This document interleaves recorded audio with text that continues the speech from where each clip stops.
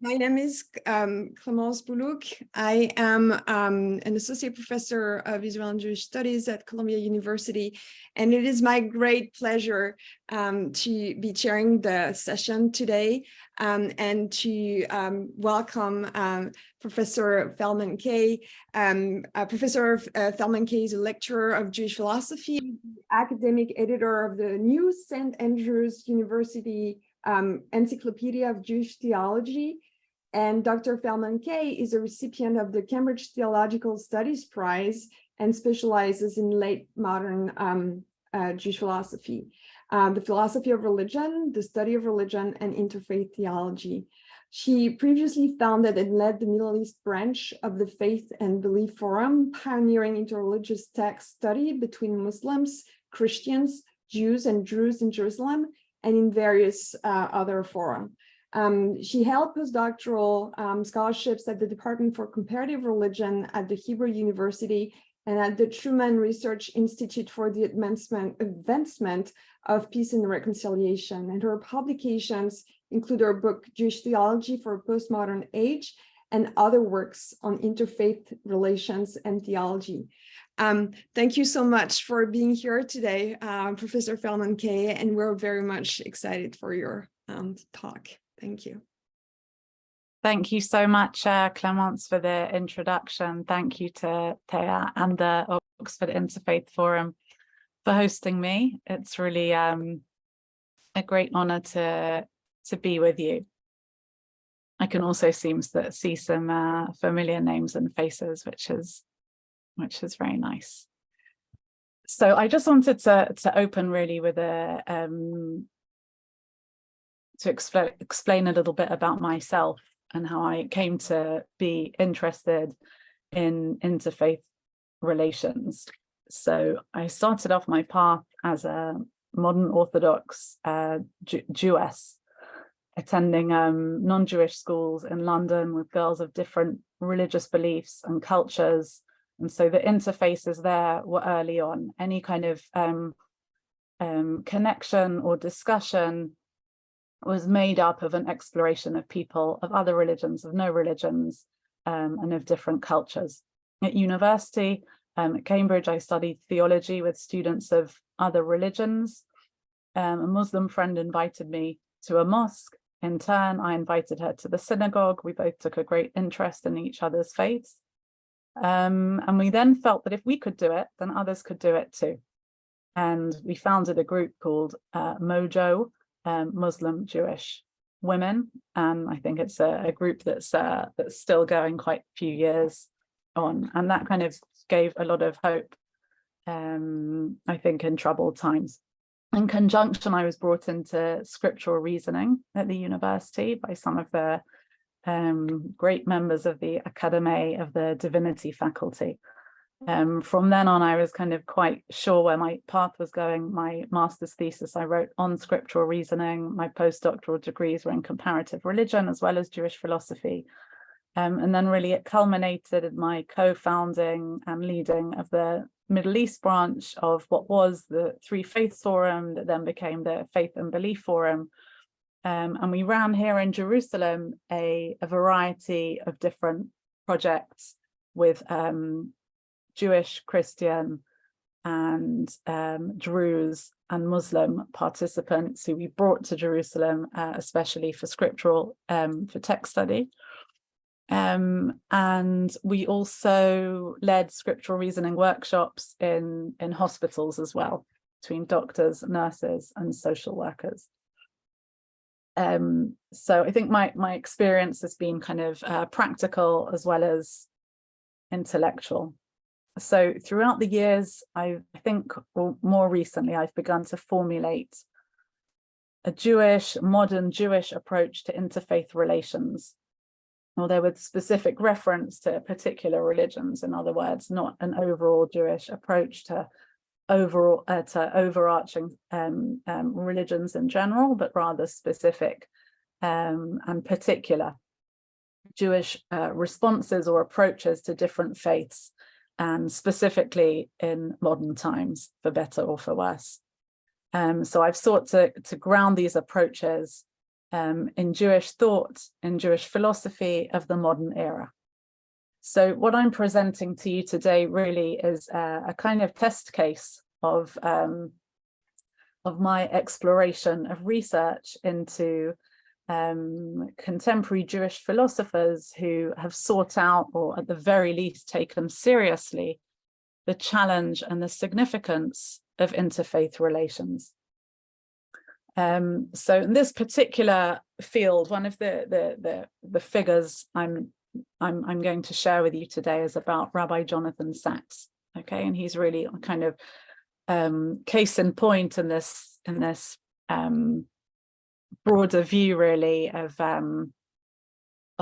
Jewish approaches to world religions. And I'm really kind of, I suppose, testing out the engagement that he's given. Now, given that we have a very short amount of time, I've had to really kind of narrow down on what we're doing here, because, you know, I would like to kind of ultimately give a much broader presentation, a more thorough examination of his relation to different faiths, or to Jewish approaches to different faiths altogether. But given the circumstances, we're going to look at Jewish-Muslim relations in his view, and from a particular text, from a particular time. Okay, so who was Rabbi Jonathan Sacks? Rabbi Sacks was a famous Jewish rabbi, thinker, philosopher, political thinker who lived between 1948 and 2020. He passed away too early. He was a great leader and a mentor for many of us in the Jewish community. He was an individual who guided me throughout all of these years, who knew well the interface that I had experienced in my formative years. He encouraged me to engage in this world, but also to be aware, actually, of the disillusions that can come with interfaith dialogue, if not surrounded by like-minded individuals. And that's a message, I think, that I didn't understand kind of earlier in those days, but I've come to really appreciate it as time has gone on. I worked with him specifically on interfaith issues when I served as interfaith officer at the Board of Deputies of British Jews, and I got to see, I guess, a small kind of political insight into the way things worked in the chief rabbinate in the 2000s. So his approach to interfaith relations, again, this is going to be kind of partial, but I think there are still some kind of main things that we can say. His views on interfaith are often traced to his 2003 work, The Dignity of Difference, written in response to 9/11/7/7, wherein he argues that God creates diversity. Unity in heaven, as he says, creates diversity on earth. In other words, competition between faiths should be ruled out, definitely. That God loves all faiths, but in different ways. While this doesn't capture his full views on the subject, I think it's safe enough to say this. It's also what I like to do is encourage you all to read more, and I'm happy to kind of send out some recommended reading material, just so that you can get a broader sense of what's going on here beyond this particular case study this evening. So as I said, what I would like us to do is to learn from him, in his capacity as a contemporary Jewish philosopher, to see how he sought out Jewish-Muslim relations from the roots and from its source. Okay, now I'm very tempted to go into comparative discussion already of many other Jewish thinkers, and I'm going to stop myself and just continue with the plan. It's important for me to note that although we are going to talk this evening specifically about a text, my background, my approach to this and my reading is theological. So what I'm interested in is capturing his method, more specifically his hermeneutic, in other words, the philosophical act of interpretation, the considerations that there are in making interpretations, and how he uses this towards better interfaith understanding. So this can be challenging when we read Hebrew Bible. I'm going to be using, I based my reading on Sacks's own translation of the Hebrew Bible. specifically of the Torah, of the Pentateuch. So it is difficult sometimes when we read this, and we are going to look at some text from Genesis. I know it's difficult to kind of to do this, but we are going to put to the side ideas from the frameworks of biblical literature, critique, historical and philological approaches, in order that we can focus on the philosophical and theological themes. We're going to look at this fascinating case study of Muslim-Jewish relations. Okay, and I'm going to share my screen now.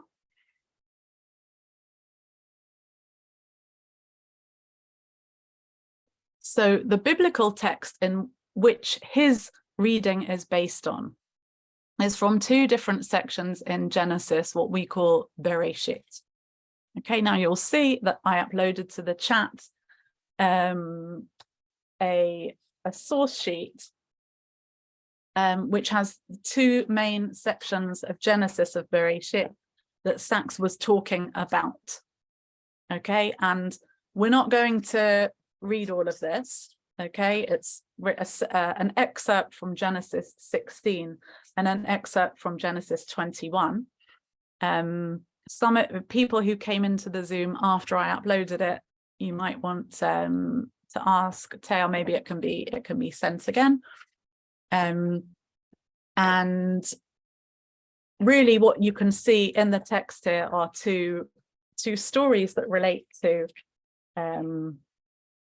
some central narratives that I think are prominent in all the monotheistic world religions. Okay, his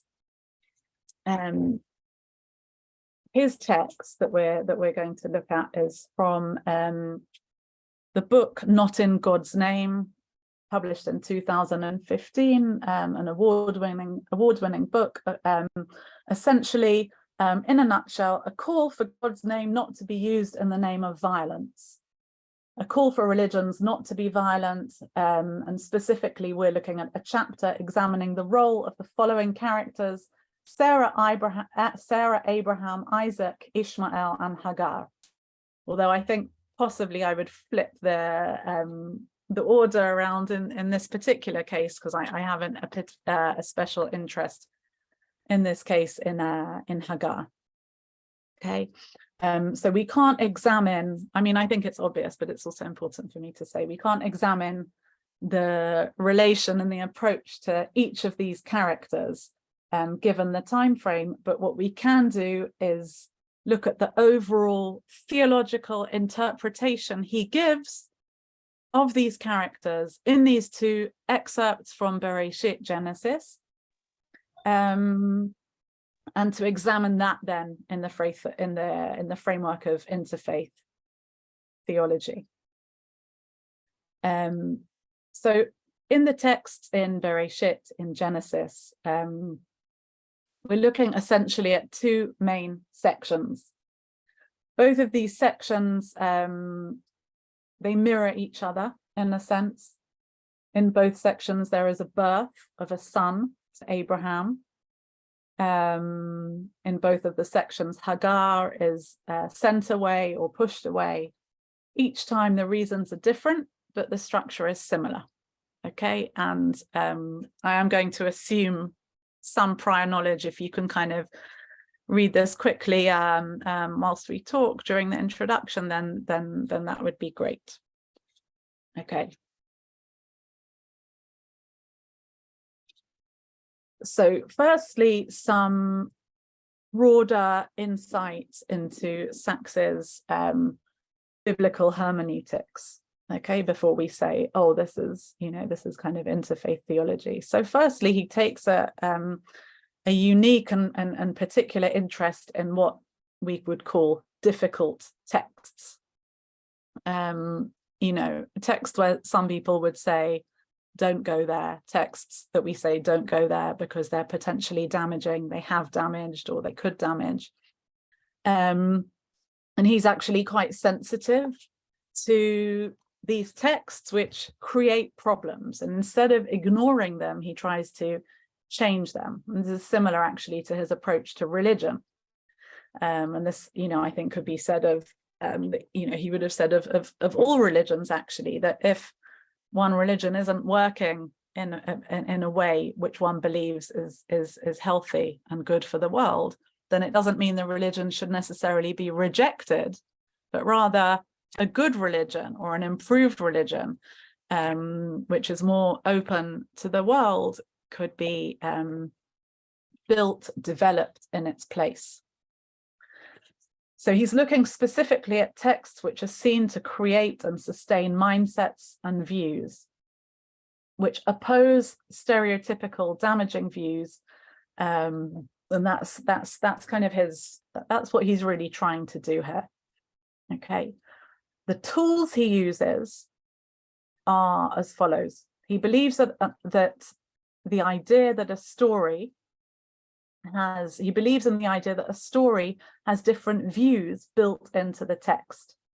In other words, that a text often will be multivocal. It will have different approaches, different voices, and different views, particularly, and he's speaking here specifically of the biblical tradition, that this is essentially part of how it is, and this for him is the divine will, that there are necessarily different voices within a particular text. The text for Sacks is always ambiguous. A reader should always be open to nuance, to seeing things differently. He steers clear of potentially damaging commentaries. A negative interpretation, he says, is a non-Jewish reading. It's just going along with mythical reading. We'll see what he means by that soon, without thinking it through properly in today's lens. And here we could mention Emmanuel Levinas and his interpretation as ethical, and really that call to I guess translate the message of the Bible into what is seen to be ethical and correct in our times, complicated as that may be. The characterization is very important. He differentiates between the characters themselves and the ways in which they are portrayed. And this allows him to read in more to the characters, to play more, in a sense, with the narratives. He's aware of stereotypes that are being made, such as with Egypt or with idolatry. And there are lots of associations there. He often tries to break those down. He traces roots of words of Hebrew to other places in the Tanakh and makes connections between them. He's interested in the structure of the text, considering where stories in the Torah really ended and really began. And I'm not talking here about history and chronology. I'm talking about the narratives, and he looks here for names and places and tries to make sense of that. He uses cross readings and references, parallels with other narratives, with a strong linguistic awareness and a geographical awareness in biblical terms, not scientific terms, because this for him is a major part of biblical theology. Okay, so we've spoken about a little bit about the text that we're going to be looking at. And what I would like to do here is to point out three main ways in which Sacks builds an interfaith theology from these two Bereshit stories. Okay, the first is about the characters. The second is about a narrative. And the third is about emotion. Okay. One of Sacks's main paradigms of theological hermeneutics, which in the end paves the way for his interfaith relations, is to set the Bible, specifically the Torah, the Pentateuch, apart from other types of literature, especially mythology.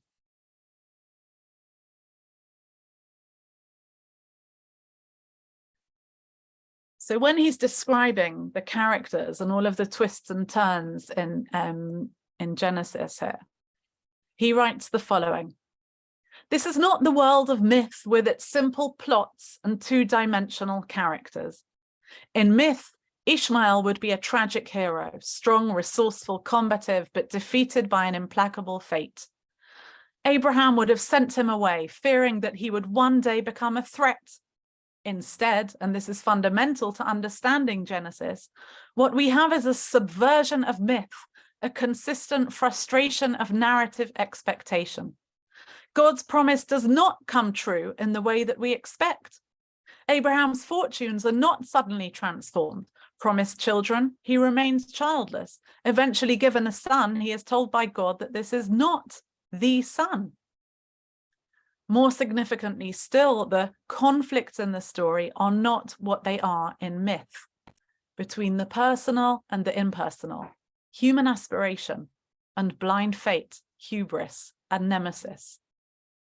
Instead, the conflict is in the mind of the protagonists. Sarah is torn between her desire for a child and her envy of the pregnant Hagar. This is in the first story. Abraham is torn between his love of Ishmael and his obedience to God. And that's in both stories.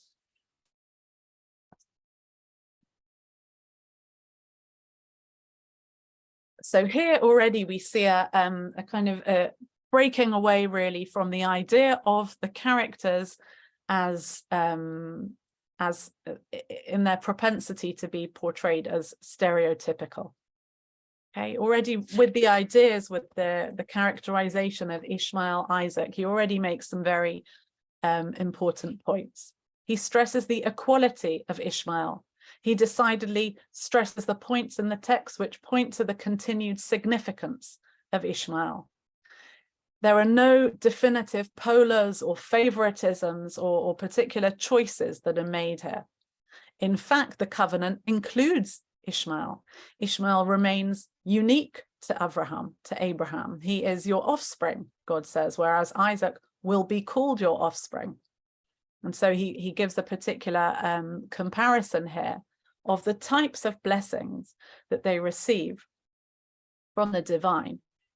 And this is despite Jewish traditional importance given to Isaac and the lineage that originates from him. Sacks then qualifies this. Ishmael, he says, has not been rejected, although not as clearly chosen as Isaac. Hagar, he says, God does not reject Hagar. He saves her together with her son Ishmael. If I'm not mistaken, Hagar is the only non-Israelite woman in the Hebrew Bible to receive divine revelation. She receives divine revelation from a malach, from an angel of God. And so therefore in and of itself it's a fascinating example really, or a way of kind of seeing the stories in a completely different light altogether. What is the role of the non-Israelite for Jews in a theological reading of the Torah? In terms of Sarah, there's an also kind of interesting ambivalence towards her. So Sacks interprets away from the idea that she behaves badly by mistreating Hagar or by even sending Hagar away in the second story. And this actually in Christian interpretations and Islamic interpretations has precedence. None of the traditions want, all of the traditions resist playing down her righteousness. They all want to hold her up as one of the righteous mothers. Very interestingly, Philo, the post-Platonic Jewish philosopher, in his philosophy of human perfection, talks about Sarah as representing ultimate virtue or perfection, whereas for Philo, Hagar represents the trajectory of the soul in its moving towards a state of perfection. Reuven Firestone, professor, states as follows: Abraham had to experience Hagar before he was able to produce offspring with Sarah, given that his soul needed to go through a journey to achieve virtue and perfection. And thus, imperfection is also a part of Sarah and a part of the the thrust of the development of the whole kind of monotheistic chain, if you like. There's also a sense here, which is not just Sacks, of giving, these four mothers and four fathers the benefit of the doubt. Sacks says that Abraham's treatment of Hagar is uncharacteristic. He describes Abraham as caught helplessly between the two women. This is a very generous reading of Abraham. The commentator, however, who criticizes their transgressions is called Nachmanides, and he mitigates this through historical context. If we have time, we're going to get to that as well. And now we move to the second idea, which is of narrative and counter-narrative. So firstly, just a point on the structure of his reading of a biblical text. For him, in the interfaith theology, the telos of each story is critical. So what is the teleological outcome? What is the ultimate reading of a text? What is meant to be achieved here? So in this story, which is these stories which are fraught with difficulty, both in the ways in which they're told and the ways in which they're understood actually today, he seeks to look at the structure differently. He seeks to look at the telos of the story, which he stresses is reconciliation. He says ultimately, albeit after Sarah's death, Isaac and Ishmael come together at the graveside of their father to bury Abraham. And he says, this is the outcome. So, yes, there's conflict and strife along the way. This is the nature of interfaith relations. But essentially, the conflict is, as we saw in the previous slide, it's in the minds of the protagonists. We can be greater than this as interpreters. We can overcome this. Also, in terms of the end of the story, the end of this story has huge implications in how it's understood in contemporary Islamic and Jewish cultures. So while some Jewish commentators stop and read as at the end of the stories, and even in the stories that that I've given out in the pages, Sacks looks beyond this and seeks out other endings. So, for example, that Abraham marries Keturah, which is perhaps a more kind of obscure part of Bereshit, of Genesis, that some of us, are not aware of. The midrash, a later Jewish commentary, points out that actually she is Hagar. This is in Bereshit Rabbah, is at the end of the story, which allows Abraham to continue to care for Ishmael and Hagar. Okay, so there's also a kind of a wish here on the part of the commentators to reread Hagar into the text. Okay, and it's said that these midrashim are written around a similar time as the development of Islam, and we're going to get to a particular case in point soon.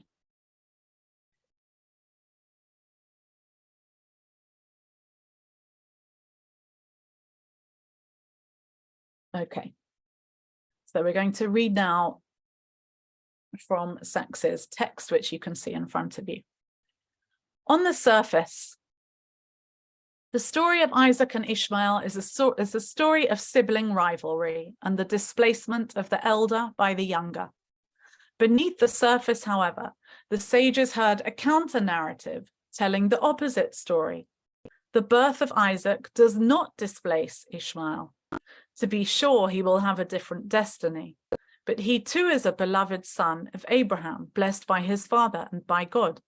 He becomes a great nation. God is with him as he grows up. God stays with him to ensure that his children flourish and become 12 rulers. Abraham and Isaac both make a journey of reconciliation. The two half-brothers stand together at their father's grave. And if you listen to this in particular, you'll have an immediate sense of his interfaith theology. There is no hostility between them. Their futures diverge, but there is no conflict between them, nor do they compete for God's affection, which encompasses them both. This reading becomes all the more powerful when, in the midrash, this is the Jewish commentary of the Bible, it is extended to the relationship between Judaism and Islam. Okay, so here we really have a sense that, that when Sacks is talking about, and he often gave kind of short commentaries on Bible portions that Jews read each Shabbat, each Sabbath. And in this particular case, he's really extending this biblical reading to something huge, which is Jewish-Muslim relations. What he's saying here is that due credence is given to the experience and the plight of Ishmael and Hagar from a traditional Jewish standpoint. Both are great nations as per the divine will. Both are blessed. Both go on to do great things. This is a theology of the equality of religions. God is supportive of those who might be thought to be less able than others. This is often seen as the support for the underdog. He gives two examples. Firstly, Isaac as being physically weaker than Ishmael. Another example is of Moses and Moses's stutter, the stammer that he had with his speech, which in the end did not preclude him becoming the greatest Jewish leader. We now arrive at our third main idea in this interfaith theology, and that is of emotion. So Sacks brings his theological view to the fore through noticing and emphasizing the role that emotions play in this text. First, as a comparison, these stories for him are compared with the story of the sacrifice of Isaac, another Genesis story, a foundational story that you can presume that many people have some kind of familiarity with. He shows that actually the Akedah story, as it's called in Jewish tradition, the sacrifice of Isaac, is a story almost completely lacking in detail, in depth, in emotion. We know perhaps what happens. We know what the actions are of Abraham, but we have very little idea of. We have very little few clues as to conversation, feeling, and the wills and ideas of all of the different characters involved. There's much in the Jewish tradition. There's a lot of rabbinic interpretation, and commentators who read things into this, they say that Isaac was traumatized, and we don't have a kind of direct speech by Isaac after the sacrifice of Isaac, which I don't think is accurate in terms of the text, but the sense that Isaac is traumatized is a strong idea in contemporary Bible interpretation. Some say that Sarah was traumatized, of course, that having happened to her son, and that's why what we hear immediately after the sacrifice of Isaac is Sarah's passing away. But that's all commentary.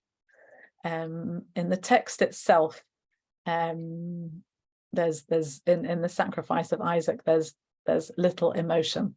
And on the contrary, these stories in Genesis are full of emotion: jealousy, desire, altruism, heartache, and suffering. And we're going to read now from the text in front of us. In situations of stress, says Sacks, sympathy for the other can come to seem like a kind of betrayal. And here I think he's talking, again, not just about Genesis, He's talking about contemporary Jewish-Muslim relations. It is this that the Ishmael story is challenging. At the first critical juncture for the covenantal family, the birth of its first children, we feel for Sarah and Isaac. She is the first Jewish mother, and he is the first Jewish child.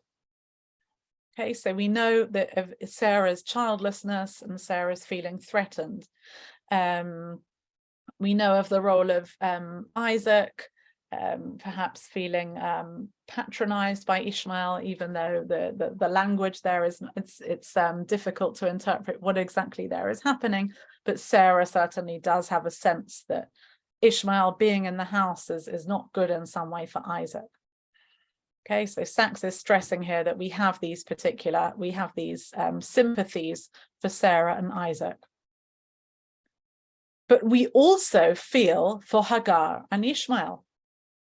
We enter their world, see through their eyes, empathize with their emotions. This is how the narrative is written, to enlist our sympathy. We weep with them, as does God. For it is he who hears their tears, comforts them, saves them from death, and gives them his blessing. Ishmael means Yishmael, he whom God has heard.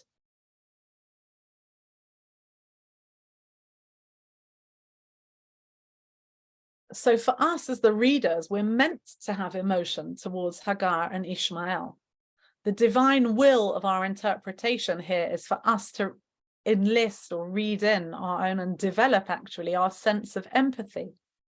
We're meant to feel for them. And these hermeneutical tools are used to engender emotional awareness. This is all rooted in the theological language. For if God can feel empathy, sympathy for the other, then so can we, or so should we. Also here, the emotional element is linked to geographical analysis, which he takes note of in the text. The Israelites suffering at the hands of Egypt, Hagar is Egyptian, as it's mentioned in the first story, is also brought in to mirror the suffering of Israel in the hands of the Hagar narrative. Sacks works against this, even given the gravity and emotion portrayed of the Exodus from Egypt to make this point. In other words, he's so intent on breaking down some of the narratives he sees to be damaging that he's even kind of willing to challenge the Jewish traditional view of the Exodus from Egypt as being, you know, perhaps kind of one of the main fundamental events in the history of monotheism.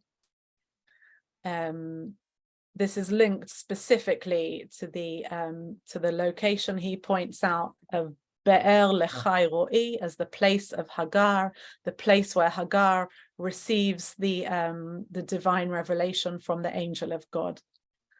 And the desert, the exile, essentially, is the place where the rest of the story plays out.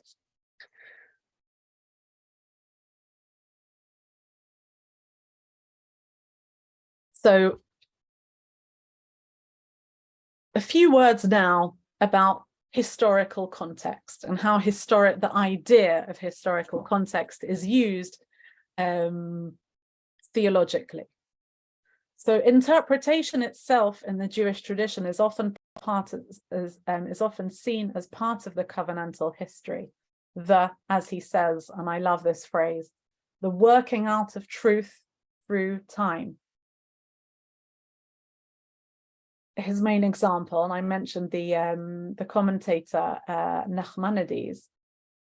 So Nachmanides lived in medieval times, and Sacks here is interested in how this story, these Genesis stories, were understood in the Golden Age of Spain. The Jews suffered from Islamic persecution. This is what had led Maimonides to flee eventually from Cordova to Egypt. The historical context for Sacks affects the way in which it's read in an interfaith perspective. So, is he cancelling out Nachmanides' view? Nachmanides' view is is really a kind of a critique of Sarah, a critique of Hagar and Ishmael as well. Does Nachmanides say what he says because of Islamic persecution? Did Nachmanides give a negative reading of Ishmael because of contemporaneous Jewish suffering? I think when I ask these questions, the answer is in the affirmative, because Sacks is really contextualizing this commentary. So what are the implications of this for Jewish interpretation? That in times of peace, Jews should give a more forgiving reading. And what happens if we contextualize all our commentators of the Torah? So that's an internal Jewish debate that we would have in light of this reading.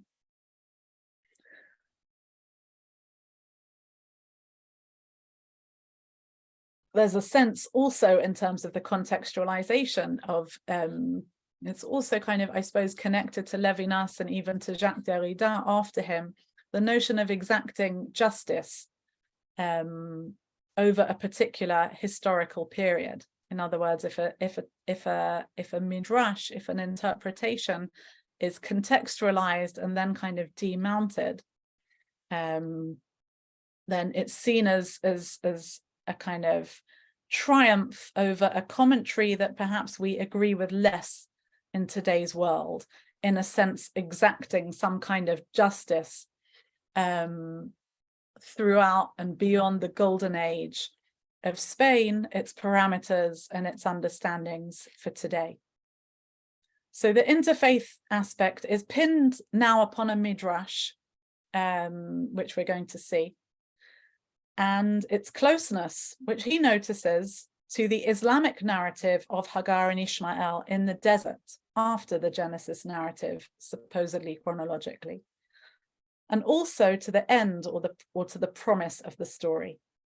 Now, so perhaps surprisingly for an Orthodox rabbi, Sacks had read, in my view, in this instance, the Qur'an, or at the very least, he had done sound research into Muslim interpretations of the Hagar Ishmael readings. And at this juncture, I would like to thank my friend Amal Abu Shakra for her input into my reading here of the significance of these stories in Islam, and also to learn a little bit about the Islamic narrative of Hagar and Ishmael, and then what the implications are for the Jewish interfaith reading.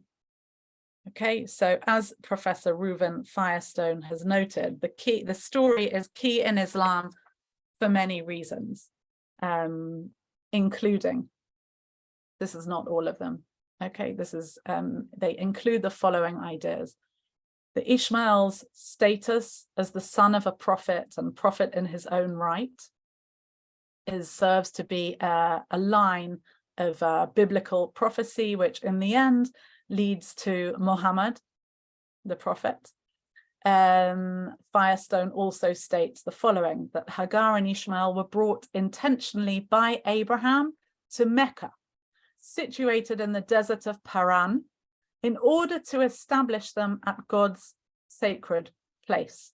And this then becomes the foundational point of Mecca.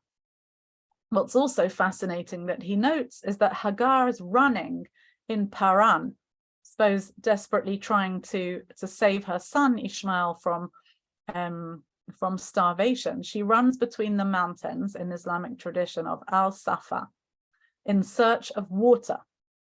And this is commemorated annually with the running ritual of the Hajj in the annual pilgrimage to Mecca, the idea of movement, which is key in the 5 pillars of Islam.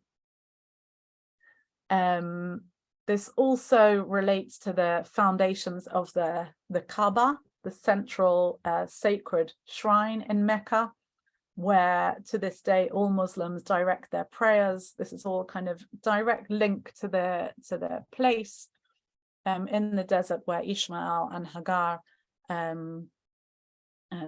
were exiled, in a sense.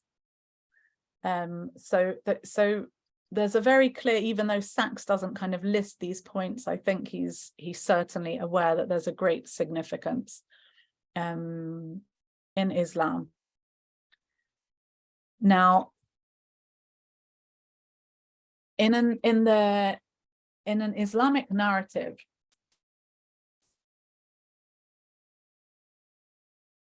in a genre called the stories of the prophets, there is an Islamic interpretation of what happens in the desert, supposedly after the story that is set out in Genesis. Okay, and this is from again, according to Firestone, a Quranic commentator called Muhammad ibn Jarir al-Tabari. Okay. So what happens according to and I'm just going to paraphrase this. I'm going to try to paraphrase this. Is that we have this kind of idea. I'm going to call it the imagination, because in this Islamic sense, this Islamic imagination of the continuation of the story, we're going to see that there's a very similar Jewish imagination of the rest of the story. Okay, so I think that the critical idea here is that Hagar and Ishmael are not cast out and exiled forever. There is a continuation of the story. Abraham, and therefore God, continues their care for them in the desert by going to visit. In the Islamic narrative, Abraham goes to the desert to find his son Ishmael. He sees that Ishmael has married. He visits the home of Ishmael and Aisha, and Ishmael's not there, but he's not very impressed with the hospitality of Aisha. This is the cause for their divorce in the Islamic tradition. And then Abraham meets Ishmael's second wife, Fatima, and essentially this basically becomes the main part of in terms of the geographical location as it's placed in the traditional imagination for the formation really of Islam, the place of Abraham and the Kaaba. Okay, now we see a fascinating Jewish version of this Quranic narrative, which Rabbi Sacks takes great interest in. The Jewish version is seen in a well-known midrash called Pirkei de Rabbi Eliezer, possibly from the 8th or 9th century of the Common Era, which too tells us of the continuation of this story. And I should actually add, given that I've specified some dates, that the Islamic interpretation and this Jewish interpretation are dated to a very similar time. And Sacks notes this, and I don't know how much kind of research we could do into this, but I'm fascinated as to whether or what kind of dialogue there might have been between this midrashic and the Quranic source, because the similarities are strong. And I think, I'm encouraged into looking into this really precisely because Sacks brings it as a continuation to the story, which provides an interfaith narrative. So also in Pirkei de Rabbi Eliezer, the Jewish midrash, Abraham goes out into the desert and he goes to visit Aisha. Aisha appears in the midrash, and two, also that Ishmael's divorce from Aisha is also noted in the midrash. And I'll read this out to you now. And this is Firestone's commentary. Aisha's lack of hospitality connects with her being Moabite, a group which the Torah reports do not bring the Israelites bread and water. In other words, there's a kind of, I suppose, Jewish traditional explanation for the rejection of Aisha due to some kind of supposed cultural affiliation that she might have had. And then it says in the midrash, he said to her, when Ishmael comes home, tell him these words. Essentially, that this home is not good for you. Ishmael then divorces Aisha. And then in the meantime, some time passes and he meets Fatima and sets up a home with Fatima. And the story continues. After 3 years, Abraham again went to see his son Ishmael, having sworn to Sarah, as on the first occasion, that he would not get off his camel in the place where Ishmael lived. He arrived there at midday and found Ishmael's wife there. He said to her, "Where is Ishmael?" She said to him, "He and his mother went to graze the camels in the wilderness." He said to her, "Give me some bread and water, for I am terribly faint from the journey through the desert." She brought bread and water and gave them to him. Abraham arose and prayed to the Holy One, blessed be he, and for his son, and Ishmael's house became filled with all the good things and various blessings. Again, this is in the midrash, and now it cites Psalms from the Bible.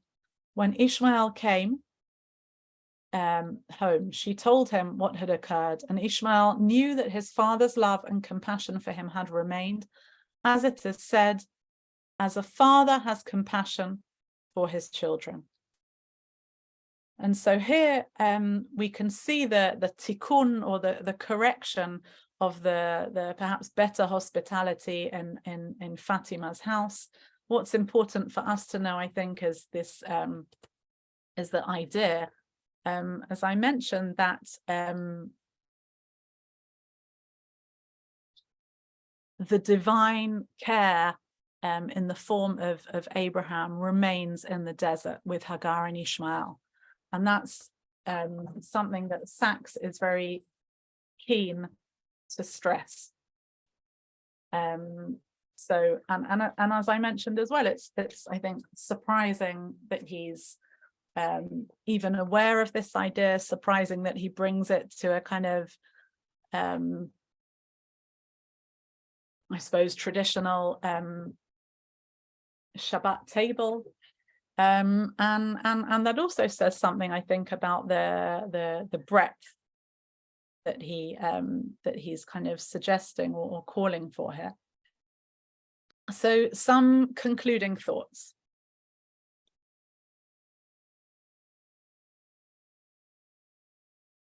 There isn't a part of the Islamic interpretation that is missing from Sacks's reading. Sacks doesn't note the later part of the story, which I didn't read it out to you from the Quranic interpretation, but it essentially is the section where the home of Fatima and Ishmael then becomes the foundational point, or the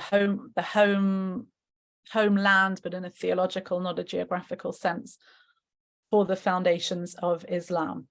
Sacks does not note this. He kind of ends his interpretation with the hospitality, with the preferred hospitality of Fatima.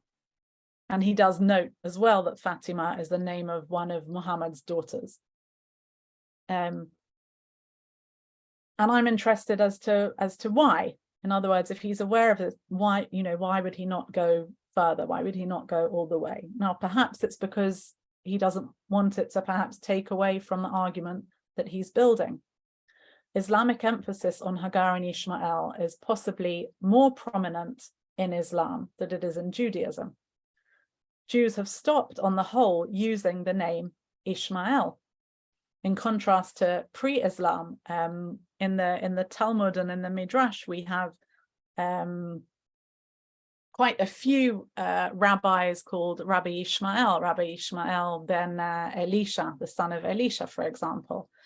And today, I don't think it's a very common Jewish name. And I think this is also kind of, related to this contemporaneous use and reading of these stories. On the other hand, he does discuss in his writings on the weekly Torah portion, Chayei Sarah, the significance of Hagar in the later commentaries. As we noted earlier, he remarries Hagar,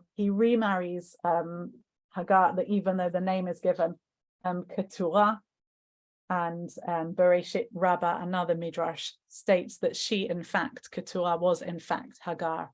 In other words, they stay together, they remain together. The idea of being cast out due to strife, competition, and conflict is misfounded in this view. I think really he's trying to de-emphasize any competitiveness that there is around this story. It's an example of underlining certain parts of this comparison for his end theological goal. And really coming back, just linking back now to our introduction, I suppose we could call it damage control. So he's willing to go so far, but when he thinks, the later part of the Quranic interpretation might in some way cause some point of conflict or clash with the Jewish tradition, he stops short. He'd clearly made a decision to do that, to stop short of kind of taking that all the way. So one of the main messages for us, and I think this is, from a Jewish perspective, this is a kind of an interfaith reading. It's to read text ethically with theological sensitivity, with awareness of the potential damage that exclusivist readings could have for interfaith relations. Only a superficial reading really would bring us to an understanding of inequality, favoritism, singularity, exclusivism. And some concluding thoughts. Okay, so we've seen that narrative and counter-narrative are built into the text. We could ask why. Is it to call upon us as religious Jews to recognize that alternative narratives exist and should be part of the story and should be brought to the table? Is it to encourage us to think twice before we doubt the efficacy of other views? The idea of a story underneath a story, an idea that he uses, this is a call for us to discover complexity, to encourage us to seek out understanding even when it is not immediately or ever evident to us. At another point in his writings where he discusses this story, he ends as follows. There can be hope for a shared narrative. There can be hope for an end to a conflict because this is God's will. Must we therefore have hope for a shared narrative? This is a question for all of us, and it's the uniqueness of Sacks's hermeneutic, which directs us towards the ways of dialogue and improved interfaith relations. Thank you very much. I understand we now have Q&A. Okay, thank you so much, Professor Feldman-Kay. That was absolutely fascinating, and so much food for thought. We have a few minutes. We'll go over time a little bit. So I'd be happy to take questions or just raise your hand and just go. Thank you. That was beautiful words to conclude on. I just wanted to thank you so much, Dr. Feldman-Kay. It was really so much, so inspiring. And in the meantime, you have some homework because reading Confrontation in Dialogue with Deborah Emet sounds like a wonderful way to some light reading. Kick off your summer, right, in style. Thank you so much to everybody. Thanks so much. Have a wonderful rest of your day and evening. Thank you. Thank you.